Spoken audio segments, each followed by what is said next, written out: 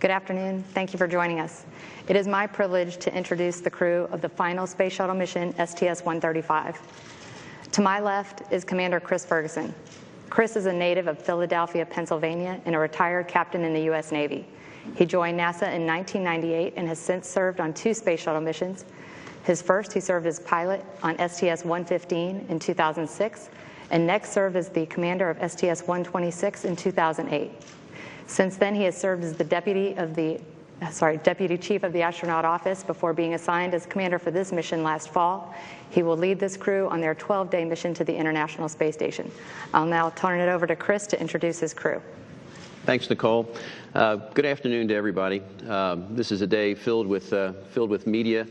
It's interest in the crew, interest in the mission itself, and hopefully this morning you've had an opportunity to listen a little bit to the mission itself. Of course, a lot of the focus has been on the fact that this is the historic final flight of the Space Shuttle, but that said, we have a very busy, very event-filled, packed mission that we have to pull off before we can finish up on the runway and celebrate the 30-year history of the Space Shuttle program.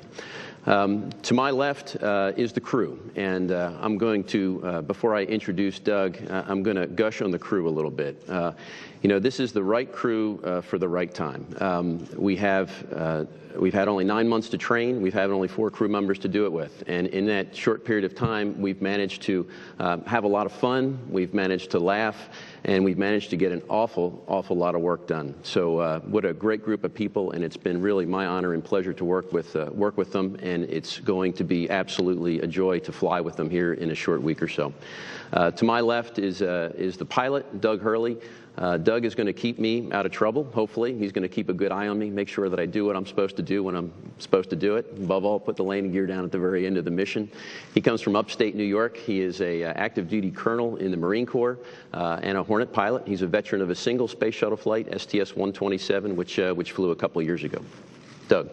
Thanks, Chris. Good afternoon, everybody. I'll get right to introducing our Mission Specialist 1, Sandy Magnus. She's got a tremendous background, and she comes with a lot of spaceflight experience, first on STS-112 shuttle mission, and then she spent 4.5 months on board Space Station. So she is our Space Station expert on this mission. And also, just as important, our transfer czar, our load master. She's going to keep us honest throughout the mission, get everything transferred across the hatch, and it's just a great pleasure to be able to fly with her. Sandy? Thank you, Doug. To my left is Rex Walheim. He's a retired Air Force colonel. He's our mission specialist, too, so he's actually keeping an eye on Doug and Fergie during launch and landing and keeping them honest. So he'll prod Doug to prod Fergie to put the landing gear down.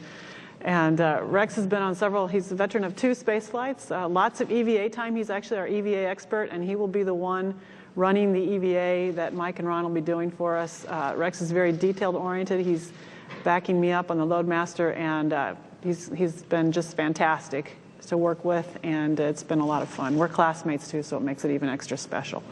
Thanks, Sandy. All right, with that, we'll start with questions here from the Johnson Space Center. We'll start at this side. If you could state your name and affiliation. Next here in the green.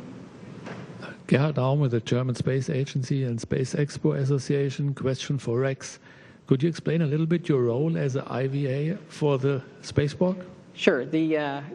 When we get to the space station, we are basically one big team, the shuttle and space station combined. And since we're kind of short-handed on the shuttle, it'd be harder for us potentially to do the spacewalk by ourselves like some missions have. And so the decision was made early on that just to use the whole team and to use Mike and Ron as the spacewalkers. And so that's great. They've done spacewalks before, so it made a lot of sense. Now, I'm the lead spacewalker for contingencies if we had it. So that made me the choice for the IV, which is intravehicular, the guy inside who monitors the spacewalk and helps them read their checklist. So my job will be to basically be their eyes and ears for things that they can't reach in space. When they're out there and doing a spacewalk, they want their checklist, but they don't have them with them. The only thing they have is a cuff checklist on their arm that they can read for emergencies, quick actions. I'll have all the detailed steps for what they need to do. I'll have what's called a crib sheet, which is what you do when something doesn't go right, and I'll also have a copy of their cuff checklist. So I'll guide them through and help them go step by step through these procedures. And the nice thing about it is that since they launched earlier, Sandy and I have had a chance to go in the water and basically proof a lot of these procedures. So we've gone through them several times and making sure to get them as finely tuned and as easily executable as possible. And I think we're there. And Mike and Ron have obviously seen it, but they haven't seen it quite as some of these tasks quite as much. And so my job will be to kind of guide them through that when they execute it.